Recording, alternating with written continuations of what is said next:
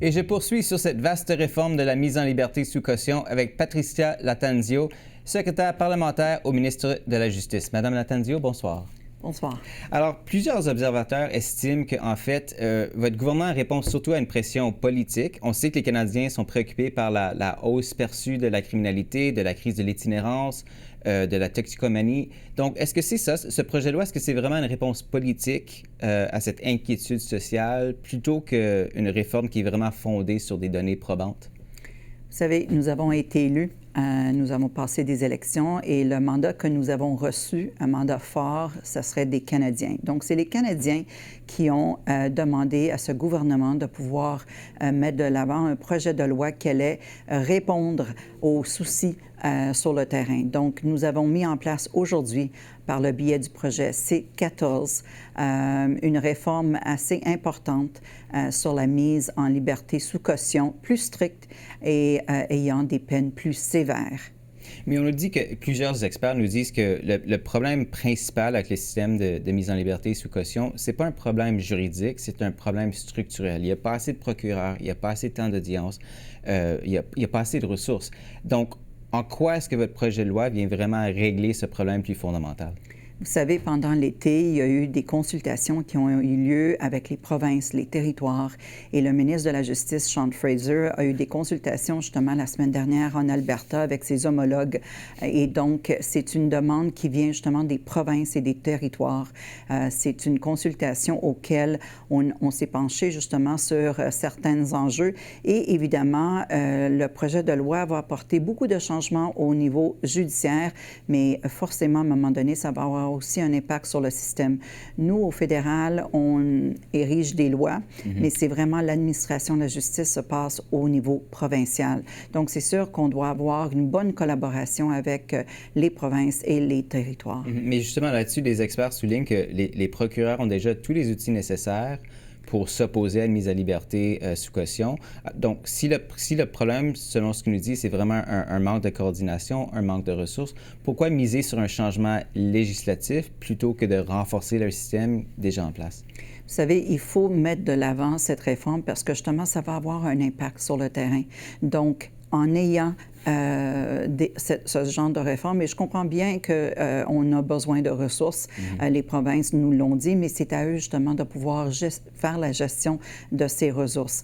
Est-ce qu'il va y avoir par après, à un moment donné, un changement de ressources? Est-ce qu'il peut y avoir une augmentation de ressources? Possiblement. Mais on voudrait justement mettre en place cette réforme pour voir justement ça serait quoi les effets. Donc, vous laissez la porte ouverte à accorder plus de financement, des transferts? Donc, c'est sûr que c'est une question qui va devoir être mise de l'avant avec une consultation approfondie. Donc, le ministre de la Justice et procureur général du Canada va avoir encore une fois des rencontres avec ses homologues provinciaux et territoriaux pour voir. Mais je pense qu'avant tout, ça serait de mettre de l'avant l'application de cette réforme pour voir les effets sur le terrain. Bien, parlant des effets sur le terrain, on sait que les établissements de détention sont déjà surpeuplés. En point de presse cet après-midi, plusieurs journalistes ont voulu savoir si le gouvernement avait évalué l'impact que ça risque d'avoir sur les prisons provinciales. On n'a pas eu de réponse claire. Donc, qu'est-ce que vous répondez à cette question-là? Est-ce qu'il y a vraiment eu une évaluation qui a été faite ou est-ce que vous êtes vraiment carrément en train de refiler le problème aux provinces? Pas du tout. C'est ça qu'on a besoin de données pour savoir qu'est-ce qui fonctionne et qu'est-ce qui ne fonctionne pas. Mais encore une fois, c'est les provinces qui ont ces données-là. Donc, c'est ça qu'il doit y avoir un travail qui se fait, avoir la perception et la collecte de ces données pour justement approfondir la compréhension, à savoir où vont aller les ressources nécessaires. Mais cette consultation a été faite justement avec des gens de la communauté, des procureurs de la couronne, des agents policiers. Donc, tout ça, toute cette consultation a été faite de concert avec ces joueurs-là. Et donc, je veux bien croire que cette consultation a mené à une réforme assez importante qui répond justement aux problèmes sur le terrain. Parlons de quelques-unes des dispositions du projet de loi. Donc, on veut inverser le fardeau de la preuve pour plusieurs crimes violents comme l'agression sexuelle, le vol de voiture, entre autres. autres. Mais la Cour suprême, on sait, a prescrit le principe de retenue selon lequel un juge doit mettre un prévenu en liberté à la première occasion raisonnable et aux conditions les moins sévères possibles. Donc, pourquoi est-ce que vous pensez avoir trouvé le juste équilibre entre sécurité publique et droits fondamentaux? OK. Donc, la Cour suprême a bien codifié ce principe dans un arrêt en 2017, dans l'arrêt de Antic sur le principe de la retenue. Donc, le projet de loi qu'on met de l'avant avec la C-14 viendrait justement clarifier la remise en liberté. Donc, les juges ont toujours la discrétion de juger du bien fondé de la remise en liberté d'un accusé. Donc, la réforme vient clarifier justement cette notion, vient remettre un petit peu de plus de langage, plus de clarté dans le code criminel. Mm-hmm. Et c'est fondé toujours à savoir si l'accusé poserait un risque à la sécurité publique et s'assurer que justement il y aurait une bonne administration de la justice. Mm-hmm. Toujours sur le principe de retenue, les conservateurs voulaient que ça soit aboli complètement. On voulait l'abrogation du principe entièrement. Pourquoi est-ce que le gouvernement a choisi de maintenir ce principe en place?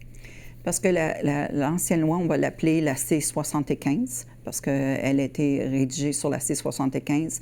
En fait, pour pouvoir enlever la C-75, ça mettrait justement les récidivistes violents remise en liberté plus facilement.